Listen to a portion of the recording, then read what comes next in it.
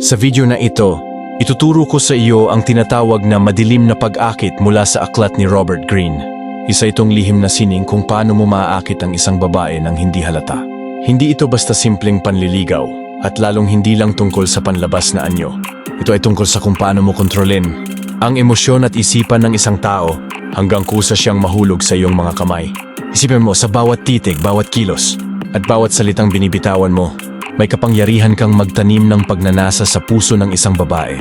Hindi niya namamalayan na ikaw na pala ang iniisip niya bago siya matulog at ikaw ang hinahanap niya sa bawat pagising niya sa umaga.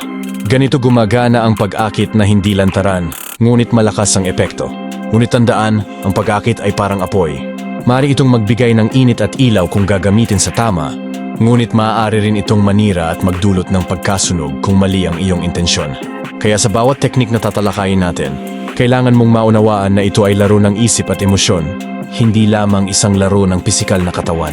Sa kasaysayan, ang mga hari, pinuno, at makapangyarihang lalaki ay gumamit ng sining ng seduction bilang kanilang lihim na sandata. Hindi sila basta nagpapakita ng damdamin. Sa halip na pinaparamdam nila na ang iba ang pumili sa kanila, kahit na sa likod ng lahat ay sila ang may hawak ng tunay na kontrol.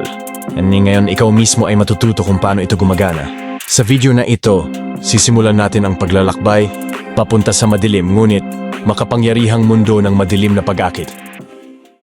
Number 1. Ang lihim ng misteryo. Sa mundo ng seduction, ang unang batas ay simple ngunit malakas. Huwag mong ipakita ang lahat tungkol sa iyong sarili. Ang misteryo ay isa sa pinakamabisang sandata ng sining ng seduction. Kapag hindi mo agad ibinubunyag ang lahat ng bagay tungkol sa iyo, nagiging palaisipan ka sa mata ng babae. At kapag may palaisipan, natural siyang mahuhumaling na tuklasin kung sino ka talaga. Paano ito gamitin? Sa halip na agad mong sabihin ang lahat ng iyong kwento, piliin lamang ang mga bagay na magpapukaw ng interes. Halimbawa, huwag mong ikwento agad ang lahat ng detalye tungkol sa iyong trabaho o buhay. Magbigay ka lang ng maliit na pahiwatig at hayaang siya mismo ang magtanong pa. Ang ganitong iparaan ay gumagawa ng imahen na ikaw ay kakaiba at may lalim na hindi madaling makilala. Mahalaga ring iwasan ang pagiging predictable. Kapag palaging pareho ang galaw at pakikipag-usap mo, mabilis kang mawawalan ng appeal. Pero kung minsan, magpapakita ka ng seryosong anyo, at minsan naman magaan at nakakatawa, nabubuo ang tinatawag na unpredictable charm. Ang ganitong kilos ay nagpapataas ng interes dahil hindi niya alam kung ano ang susunod na makikita sa iyo. Ang misteryo ay hindi lang tungkol sa pananalita, kundi pati sa kilos at presensya. Halimbawa, sa mata pa lang, maaari ka nang magbigay ng pakiramdam na may tinatago ka. Hindi kailangang sobrang seryoso, ngunit sapat para mag-iwan ng tanong sa isip niya. Ang simpleng pagtahimik sa tamang oras ay mas makapangyarihan kaysa sa libong salita. Kung gagamitin mo ng tama ang misteryo, mapipilitan siyang isipin ka kahit wala ka. Magiging interesado siya na alamin ang mga bagay na hindi mo sinasabi, at sa bawat oras na ginagawa niya ito, mas lalong lumalalim ang kanyang emosyonal na pagkakabit sa iyo. Tandaan, ang hindi mo sinasabi ay mas malakas kaysa sa lahat ng sinabi mo. Sa dulo, ang sikreto ng misteryo ay hindi pagtatago ng buong pagkatao mo, kundi ang pagbibigay ng tamang piraso lamang. Ang babae na gusto mo ay dapat makaramdam na may mas malalim, pangbahagi ng iyong mundo na hindi pa niya nakikita. At sa bawat araw na lumilipas, siya mismo ang lalapit upang tuklasin ito. Ito ang unang hakbang ng madilim na seduction. Number 2. Ang lakas ng pagmamasid. Sa sining ng seduction, hindi sapat ang salita o hitsura lamang. Ang tunay na sikreto ay nasa kakayahan mong magmasid. Kapag marunong kang makinig at tumingin sa kilos ng babae, malalaman mo agad kung ano ang kanyang hinahanap at kung saan siya mahina. Ang bawat titig, galaw, ang simpleng singite ay nagsisilbing pahiwatig kung paano mo siya mahuhulog sa iyong bitag. Paano ito gamitin? Sa bawat pakikipag-usap mo, huwag kang masyadong abala sa sarili mong sasabihin. Sa halip, ituon mo ang pansin sa kanya. Obserbahan ang tono ng kanyang boses, kung saan siya madalas tumitig, at kung ano ang kanyang inuulit-ulit na ikinukwento. Ang ganitong detalye ay magsasabi sa iyo kung ano ang importante sa kanya mo upang maging mas malapit siya sa iyo. Kapag napansin mong mahilig siya sa atensyon, ibigay mo ito ngunit dahan-dahan lamang. Kapag nakita mong gusto niya ang lalaking tahimik ngunit malalim, ipakita mo na kaya mong magdala ng ganoong anyo. Sa madaling salita, ang pagmamasid ay parang mapa na magtuturo kung anong landas ang tatahakin mo para mas maging epektibo ang iyong seduction. Marami ang nagkakamali dahil puro sarili nila ang iniisip. Pero ang tunay na makapangyarihang manlalaro ng seduction ay parang salamin, kayang ipakita sa babae ang mismong hinahanap niya. At magagawa mo lang ito kung alam mo ang kanyang kahinaan at kalakasan. Dito pumapasok ang malalim na pagmamasid. Sa pamamagitan ng tahimik na pagtingin at pakikinig, nagkakaroon ka ng kapangyarihan. Dahil mas maraming alam ka tungkol sa kanya kaysa sa alam niya tungkol sa iyo. At sa bawat impormasyong iyon, mas madali mong maitutulak siya sa direksyong gusto mo. Ito ang likas na kapangyarihan ng seduction. Gamitin ang impormasyon laban sa kanya. Sa dulo, ang sining ng pagmamasid ay hindi lamang para makita kung sino siya, kundi para kontrolin kung paano siya kikilos. Kapag nagawa mong basahin ang kanyang isipan sa pamamagitan ng kanyang kilos, hawak mo na ang lubid na nakatali sa kanyang damdamin. At mula doon, madali nang kontrolin ang laro ng seduction. Number 3, ang kapangyarihan ng misteryo. Isa sa pinakamalakas na sandata ng seduction ay ang misteryo. Kapag masyadong halata ang iyong motibo, mabilis kang mababasa at mawawala ang interes ng babae. Pero kapag ikaw ay parang palaisipan na hindi agad masagot, mas lalo siyang maaakit na alamin kung sino ka talaga. Ang misteryo ay parang apoy. Hindi niya mapipigilan ang sarili na lapitan ito. Paano ito gamitin? Huwag mong ibigay agad lahat tungkol sa iyong sarili. Kapag tinanong ka, sagutin mo. Pero iwanan mo ng konting puwang na mag-iiwan ng tanong sa kanyang isip. Ipakita mo ang ilan sa iyong galing, pero huwag mong isiwalat ang lahat ng iyong sikreto. Ang ganitong taktika ay mag-iiwan ng gutom sa kanya, at ikaw lamang ang makakapagpawi nito. Ang misteryo ay gumagana dahil likas sa tao ang kuryosidad. Kapag hindi niya alam ang buong kwento tungkol sa iyo, lalo siyang magiging abala sa pag-iisip. Sa bawat oras na inaalala ka niya, mas lalo siyang naaakit. Dahil ikaw ang laman ng kanyang isipan kahit wala ka sa harapan. Kung makikita mong nagsisimula siyang magtanong-tanong, ibig sabihin epektibo ang ginagawa mo. Ang bawat tanong na hindi agad nasasagot ay parang kawit na kumakapit sa kanyang damdamin. At sa bawat bitin na impormasyon, mas lalong lumalalim ang kanyang interes. Ngunit tandaan, ang misteryo ay dapat gamitin ng tama. Kung sobra kang tahimik at wala kang ipinapakita, baka isipin niyang wala ka namang halaga. Ang tamang balanse ay ipakita ang sapat para mahumaling siya, pero itago ang sapat para hanapin ka pa rin niya. Sa huli, ang misteryo ay hindi tungkol sa pagtatago lamang, kundi sa pagbibigay ng ilusyon na may mas malalim pang dapat tuklasin. Kapag nagawa mong maging palaisipan sa kanyang isip, hawak mo ang pinakamahalagang sandata ng seduction, ang kapangyarihang gawin siyang habulin ka. Number 4, ang sining ng pakikinig. Ang karamihan may akala nila, ang seduction ay puro salita at galing sa pagbibida ng sarili. Ngunit ang totoong sikreto ay nasa pakikinig. Kapag nakikinig ka ng totoo, ipinaparamdam mo sa babae na mahalaga siya. At ito ang pinakamabilis na paraan para makuha ang kanyang loob. Hindi lahat ng tao ay marunong makinig, kaya kapag nagawa mo ito, iba ka agad sa karamihan. Paano ito gamitin? Sa tuwing makikipag-usap ka, huwag puro sarili mong kwento ang iikot. Hayaan mong siya ang magsalita at unti-unti mong basahin ang bawat emosyon na lumalabas sa kanyang salita. Ang bawat detalye na ibinabahagi niya ay armas na maaari mong gamitin sa tamang oras upang mas lalo mo siyang mapasok sa iyong mundo. Kapag naramdaman niyang naiintindihan mo siya ng higit pa sa iba, doon siya magsisimulang magbukas. Ang isang simpleng babae na madalas baliwalain ng mundo, biglang magiging espesyal kapag nakita niyang may isang taong nakikinig ng buong puso at isipan. At kapag ikaw iyon, hindi ka na niya basta makakalimutan.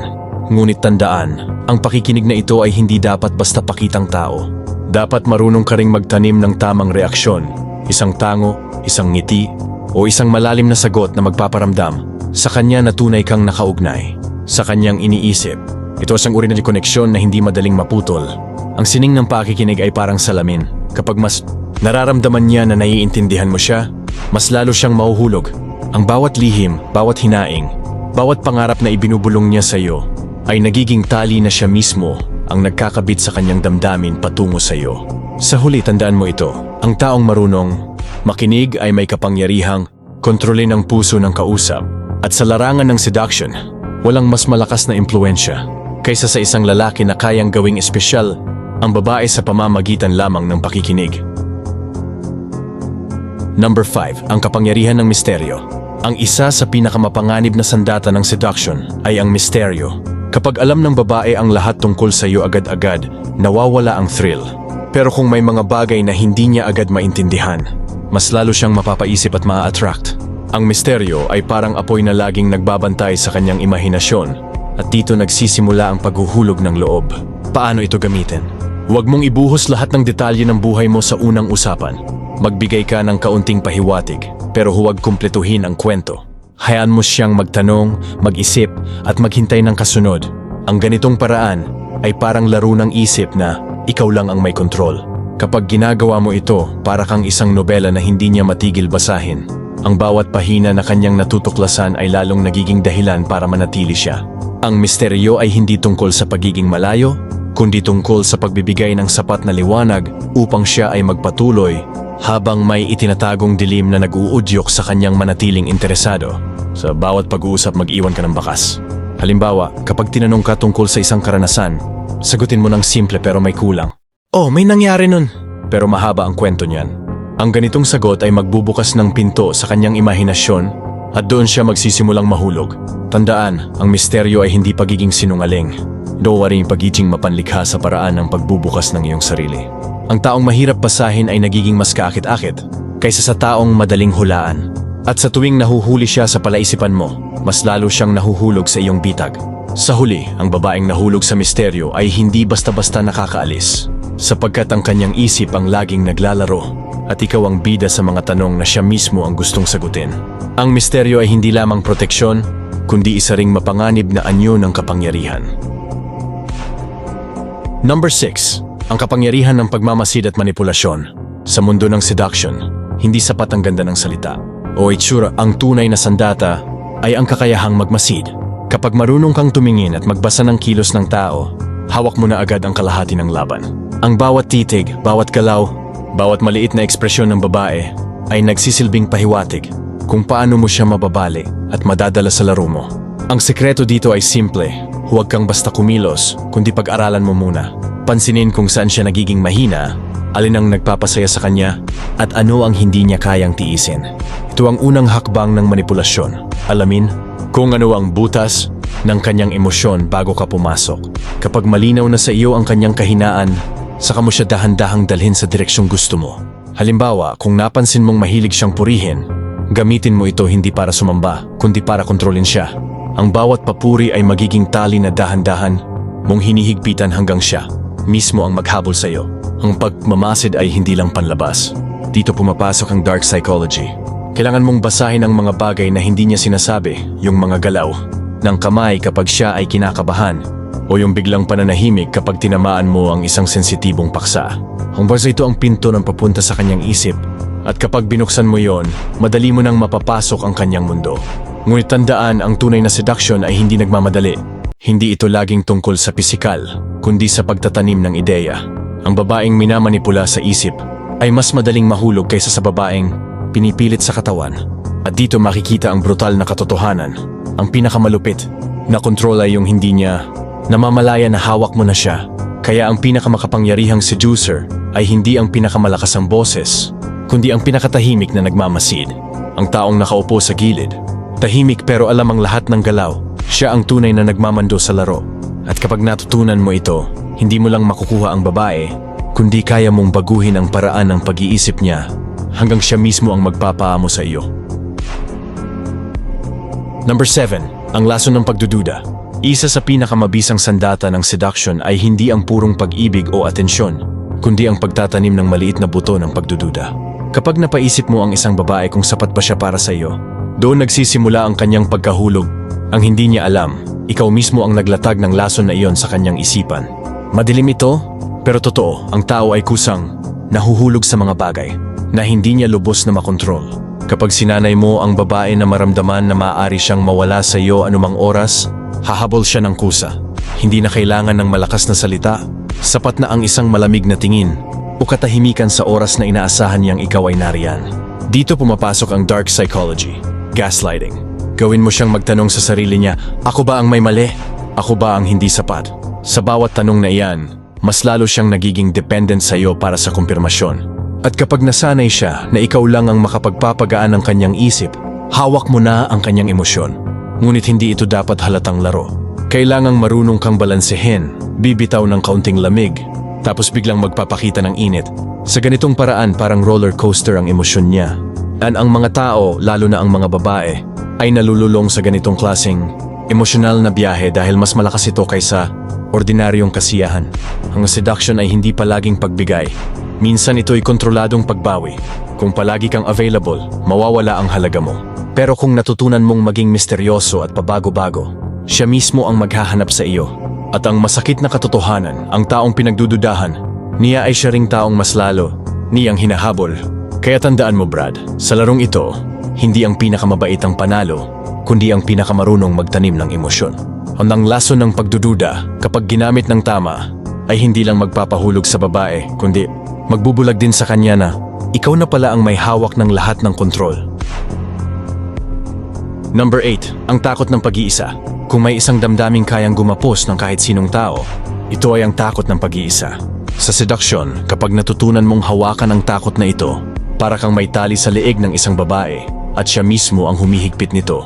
Ang sikreto ay simple. Iparamdam mong ikaw lang ang nakakaintindi sa kanya. Ipakita mong naiintindihan mo ang kanyang mga sugat, ang kanyang mga lihim, ang kanyang kahinaan. Kapag naramdaman niya na ikaw lang ang nakabasa ng kanyang kaluluwa, magtatanim ka ng dependency. Ngunit kasabay nito, dahan-dahan mong ipaparamdam na maaari rin siyang iwan kung hindi kanya aalagaan. Dito nagiging brutal ang dark psychology. Gamitin mo ang tinatawag na push and pull technique. Bibigyan mo siya ng atensyon, pagkatapos bigla kang maglalayo. Sa bawat layo mo, mararamdaman niya ang bangin ng pag-iisa. At sa bawat balik mo, iisipin niyang ikaw lang ang sagot sa kanyang takot. Huwag mong ipakita ang buong sarili mo. Ang misteryo ay lason na hindi nakamamatay agad, pero nakakaadik. Kapag mas marami siyang hindi alam tungkol sa iyo, mas lalo niyang iisipin na kailangan kanya para punan ang mga tanong sa kanyang ulo. Ito ang dahilan kung bakit ang mga babaeng insecure ay madalas mahulog sa mga lalaking mapanganib. Isipin mo Brad, hindi lahat ng laban ay gamit ang lakas o yaman. Ang pinakamalakas na sandata sa seduction ay ang damdaming hindi kayang kontrolin ng tao. At nang takot ng pag-iisa ay isa sa pinakamapanganib. Kapag ito'y hawak mo na, kahit anong tibay ng babae, kusa siyang luluhod para hindi maramdaman ang kawalan mo. Sa huli tandaan mo, ang tunay na seductive power ay hindi lang sa pagpapaligaya, kundi sa kakayahan mong iparamdam na kapag nawala ka, mawawala rin ang mundo niya. At yan ang pinakamadilim na anyo ng kontrol. Number 9, ang roller coaster ng emosyon. Walang mas nakakabaliw sa isang tao kaysa sa hindi niya alam kung ano ang susunod na mararamdaman niya. Ito ang tinatawag na emotional roller coaster. At sa seduction, ito ang isa sa pinakamabisang armas para gawing adik sa iyo ang isang babae. Kapag palagi kang mabait, predictable at laging nandyan, mababaon ka sa tinatawag na comfort zone. Oo, mamahalin ka niya, pero bilang kapatid, kaibigan, or safe zone. Sa dark psychology, ang sikreto ay hindi ang pagiging palaging mabait, kundi ang pagiging pabago-bago. Isang araw iparamdam mong mahal na mahal mo siya. Kinabukasan parang wala siyang halaga. Ang ganitong laro ng emosyon ay nagiging lason na may halong tamis. Kapag binigyan mo siya ng matinding saya at lambing, babagsak ka agad siya kapag bigla mong binawi iyon. At dahil sa bagsak na iyon, hahanap-hanapin niya muli ang taas ng saya na ikaw lang ang makakapagbigay. Ito ang cycle ng dependency. Tingnan mo ang mga kwento ng mga babaeng nahuhulog sa maling lalaki. Madalas ay hindi dahil sa yaman o hitsura, kundi dahil sa thrill ng unpredictability. Hindi nila alam kung ano ang susunod at yun mismo ang nagbibigay ng excitement. Ang utak ng tao ay nagiging addict sa ganitong push and pull. Sa kasalukuyan, kaya mong gamitin ito sa simpleng paraan. Huwag mong ibigay lahat ng oras at atensyon mo. Magpakita ka ng init, tapos bigla kang magpapalamig. Sa bawat ganitong cycle, mas lalo siyang mapapaisip, mas lalo siyang mahuhumaling, at mas lalo siyang magiging dependent sa'yo. Tandaan mo Brad, ang seduction ay hindi palaging tungkol sa katawan. Mas matindi ang laro ng isip. Kapag kaya mong kontrolin ang emosyon ng babae, hawak mo hindi lang ang puso niya, kundi ang buong kaluluwa niya. Number 10, ang pagwasak sa kanyang depensa sa pamamagitan ng kahinaan. Lahat ng tao may tinatago, kahit gaano siya katapang o kastrong sa paningin ng iba. At sa mundo ng dark psychology at seduction, ito ang pinakapaboritong armas, ang kahinaan ng target mo. Kapag natuklasan mo ito, hawak mo na ang susi para wasakin ang depensa niya. Hindi mo kailangan maging sobrang gwapo o mayaman para akitin ang babae. Ang kailangan mo lang ay marunong kang makinig. Sa bawat kwento niya, bawat hinaing, bawat sikreto, doon mo matutuklasan kung ano ang kulang sa kanya. Maaaring validation, atensyon, o simpleng pakiramdam na siya'y naiintindihan. Ang sekreto rito ay ang pagbibigay ng bagay na matagal na niyang hinahanap. Kung palaging nararamdaman niyang kulang ang atensyon ng mga taong mahalaga sa kanya, ibigay mo iyon. Kung palagi siyang minamaliit ng iba, ikaw ang magpapafeel sa kanya na espesyal siya. Sa ganitong paraan, dahan-dahan mong tinatanggal ang depensa niya hanggang sa ikaw na lang ang mundo niya. Pero tandaan, hindi laging mabait ang atake. May pagkakataon din na ginagamit ang kahinaan para lalo siyang itali sa'yo. Kapag natutunan mo kung saan siya natatakot, halimbawa, ang takot niyang maiwan, pwede mong laruin iyon. Magpapakita ka ng init, tapos biglang lilayo hanggang sa siya na mismo ang hahabol. Ito ang mapanganib na katotohanan ng seduction. Mas madaling akitin ang isang babae sa pamamagitan ng kanyang sugat kaysa sa kanyang lakas, sapagkat ang sugat ay masakit. At kung ikaw ang gamot, ikaw ang hahanap-hanapin niya kahit paunti-unti mo siyang sinisira. Sa huli, Brad, ang pagwasak sa depensa ng isang babae ay parang pagbukas ng pinto na matagal nang nakasara. Kapag nakapasok ka na, mahirap ka nang paalisin. Dahil hawak mo hindi lang ang puso niya, kundi pati ang kahinaan niyang pilit niyang tinatago sa lahat. Number 11. Ang paglikha ng misteryo at paglalaro sa imaginasyon. Sa dark psychology at seduction, ang pinakamalakas na sandata ng isang manliligaw ay hindi palaging kagandahan o kayamanan, kundi ang kakayahang mag-iwan ng tanong sa isip ng babae. Kapag masyado kang predictable, mabilis siyang magsasawa. Pero kung misteryoso ka, palagi siyang mapapaisip. Ano kaya ang iniisip mo? Ano kaya ang susunod mong gagawin? At bakit hindi mo agad ibinibigay ang lahat ng detalye tungkol sa'yo? Ang mga tanong na ito ay nagiging bitag, na kusang hinuhulog-hulugan niya ang sarili niya. Ang sikreto dito ay ang pagbibigay ng konti, pero hindi lahat. Sabihin mo ang bahagi ng kwento mo, pero putulin mo sa pinaka-exciting na parte. Magpakita ka ng atensyon, pero bigla kang mawawala. Gamitin mo ang katahimikan bilang sandata, dahil sa katahimikan, dun siya mismo nag-iimbento ng mga sagot. At tandaan, Brad, ang isip ng babae ay puno ng imahinasyon. Kapag hindi ka buo sa kanya, siya mismo ang pupuno sa mga kulang gamit ang kanyang pantasya. And sa puntong iyon, hindi ka na lang isang tao. Nagiging imahen ka na ng lalaking pinapangarap niya. Ito ang dahilan kung bakit ang mga misteryosong lalaki ay mas nakakaakit kaysa sa mga masyadong open at clingy.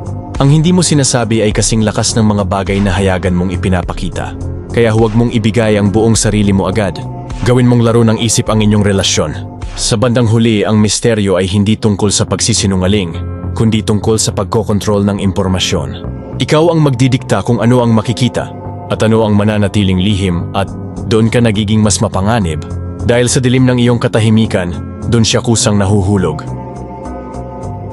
Number 12. Ang paghahalo ng pain at pleasure. Isa sa pinakamalakas na teknik ng dark psychology at seduction ay ang pagbibigay hindi lamang ng ligaya, kundi pati ng kaunting kirot.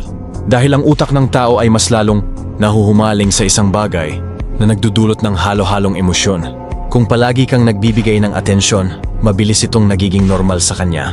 Pero kapag binigyan mo siya ng mainit na pagmamahal ngayon, at bukas ay tila malamig ka, doon nagsisimula ang pagkalito. At sa kalituhan, mas lalo siyang nahuhulog dahil ang isip niya ay naghahanap ng kasagutan.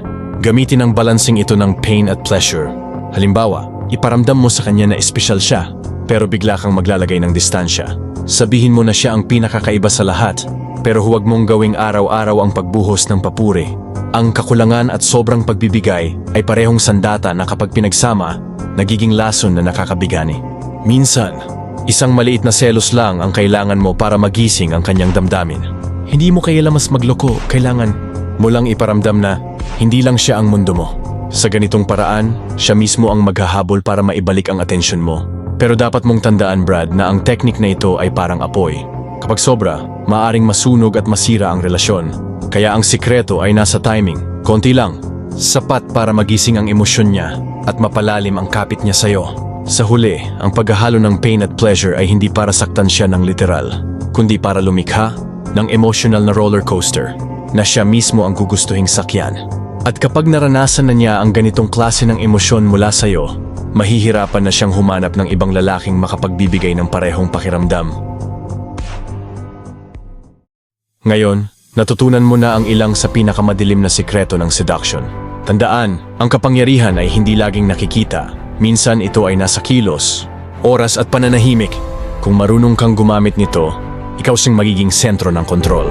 At sila ang kusang mahuhulog sa iyong bitag. Pero laging mong alalahanin, ang seduction ay parang apoy. Maaari may sa'yo magbigay init at liwanag, Pero maaari rin itong maging delikado kung hindi gagamitin ng tama. Kaya gamitin ito ng may katalinuhan at disiplina. Dito nagtatapos ang video natin. Kung nagustuhan mo ang nilalaman, huwag kalimutang mag-subscribe at i-share. Dahil dito, sa Darkness of Truth, patuloy nating ilalantad ang mga sikreto na hindi kayang ipaliwanag ng iba. Hanggang sa susunod, manatiling matalino.